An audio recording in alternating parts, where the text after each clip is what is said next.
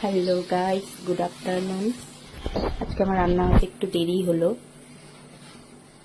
একটু কাজ ছিল তো, তাই রান্না দেরিতেই বসিয়েছি। আজকে হয়ে গিয়েছে। এই যে এটা হচ্ছে কামরাঙ্গার চাটনি। সেদিন আমাদের বাড়িতে গিয়েছিলাম, ওদের গাছ আছে, কামরাঙ্গার গাছ আমার ভাই লাগিয়েছে। দুটো কামরাঙ্গা হয়েছে, আমাকেই দিয়েছে। ফার্স্ট দুটোই আমাকেই দিয়েছে। ওই কামরাঙ্গা দুটো চাটনি হচ্ছে। তারপরে মাছের ঝোল হয়ে গেল, তেলাপিয়া মাছের ঝোল হয়ে গিয়েছে। এটা হচ্ছে খারকন পাতা বাটা, তোমরা খাও কিনা জানি না। খারকন পাতা বাটা রসুন দিয়ে কালো জিরা দিয়ে রেখেছি। আর এটা হচ্ছে চিংড়ি শুটকি দিয়ে মুখি কচু দিয়ে তরকারি। রান্না হয়ে গিয়েছে, ভাতও হয়ে গিয়েছে। এখন হচ্ছে স্নানে যাব, স্নান করে ঠাকুরের পাঁচালি পরবো, তারপরে টাটা।